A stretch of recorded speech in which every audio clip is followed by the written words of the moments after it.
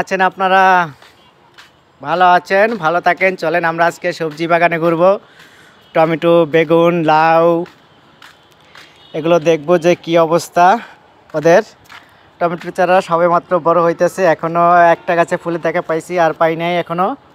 আর একটু বড় হইলেই হয়তো ফুলের দেখা পাবো। তবে টমেটো গাছে পোকামাকড়ের ওষুধ দিতে হবে, কারণ পোকার একটু আক্রমণ দেখা যাচ্ছে। ওটা দিলেই ঠিক হয়ে যাবে। বেগুন গাছে ফুল পেয়েছি অবশ্যই। বেগুন গাছ হয়েছে মাশাআল্লাহ, দারুণ অসাধারণ গ্রোথ। এই যে দেখছেন ফুল একসাথে কয়টা ফুল, এখানে দুইটা, এটাও ফুল, এখানেও দুইটা ফুল, দুইটা এখানে তিনটা ফুল একসাথে, এবং প্রচণ্ড কুশি বেরোচ্ছে এবং ফুল বেরোচ্ছে। মাথাটা কতটা ঝোপালো, এটা 1G পুনিং করা। দেখছেন মাথাটা কি মোটা আর ঝোপালো, 1G পুনিং করা। আর ঠিকমতো পরিচর্যা করলে আপনার গাছে এরকম হবে। অবশ্যই ফুল চলে আসছে এটায়, তার এখন ফুল দেখাচ্ছে আপনাদের। এই যে ভিতরে ফুল, এটা 2 দিন পরে আপনার দেখা যাবে ফুলটা।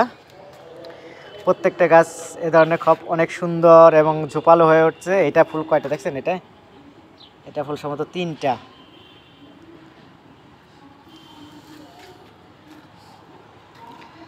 আর বিশেষ করে নতুন পাতা বের হওয়ার সময় এবং ফুল আসার সময় অবশ্যই আপনার পোকামাকড়ের দিকে খেয়াল রাখতে হবে। আপনার একটা পোকায় আপনার পুরো গাছটাকে নষ্ট করে দিতে পারে এবং আপনার ফলনে ব্যাঘাত ঘটাতে পারে। অতএব আপনি পোকামাকড়ের ওষুধটা সুন্দর করে দিবেন। আর যদি কখনো দেখেন মাটির জমাট বেঁধে যায়, তাহলে মাটিটা একটু খুঁচিয়ে দিবেন। মাটিটা খুঁচিয়ে তারপর পানি দিবেন।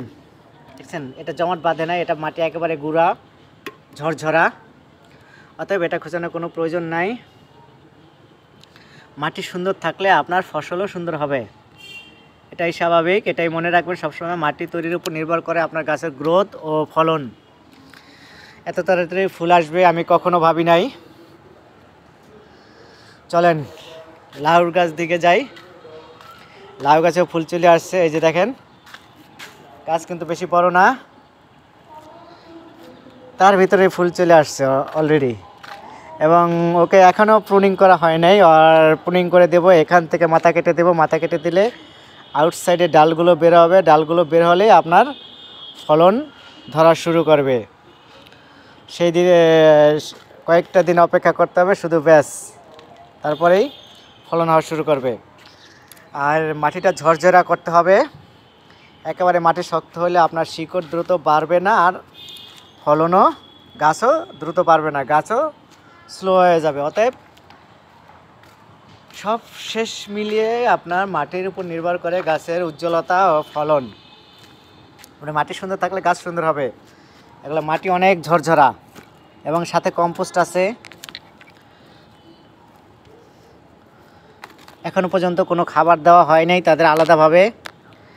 মাটির সাথে যে কম্পোস্ট ছিল তাতেই এরা দুমদুম করে বেড়ে চলেছে।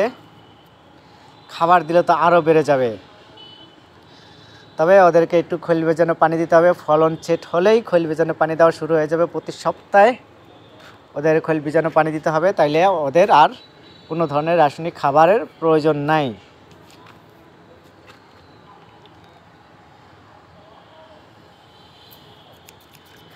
এটা ফুল আসতেছে, একের পর এক ফুল আসতেছে। এই দেখছেন এইটা এখানেও ফুল, এই যে। ফুল ফলে পরিণত হলেই খুশি হই। ফুল যেহেতু আসছে, ফল অবশ্যই হবে। টমেটো গাছে একটা গাছে ফুল আসছে, এছাড়া ফুল আসে নাই তেমন। আর ফুলগুলো একেবারেই ছোট। তো আপনারা প্রথমত মাটিটা সুন্দরভাবে তৈরি করবেন। আপনি যেন তেন সময় নিয়ে তাড়াহুড়ো করে কখনো গাছ লাগাবেন না। যদি মাটিতে রাসায়নিক সার দেন তাহলে 10 দিন পরে আপনি গাছ লাগাবেন। মাটিতে মিক্সচার করে রেখে দেবেন আলাদাভাবে, এবং 10 দিন পরে ওই মাটি বের করে গুঁড়ো করে তারপরে আপনার তৈরি করবেন। তাইলে আপনার মাটি ঝরঝরে হলে আপনার ফলনও সুন্দর হবে। ধন্যবাদ আপনাদের সবাইকে, ধন্যবাদ। ভালো থাকবেন আপনারা। যদি পারেন চ্যানেলটা সাবস্ক্রাইব করেন, খুশি হব। দেখছেন এটা কয় কালার ফুল, 1 কালার, 2 কালার, 3 কালার, 3 কালার ফুল, অসাধারণ, দেখতে অসাধারণ লাগে। আরেকটা আছে শুধু ফুল আর ফুল, ফুলের বাহার, চায়া দেখেন কি ফুল।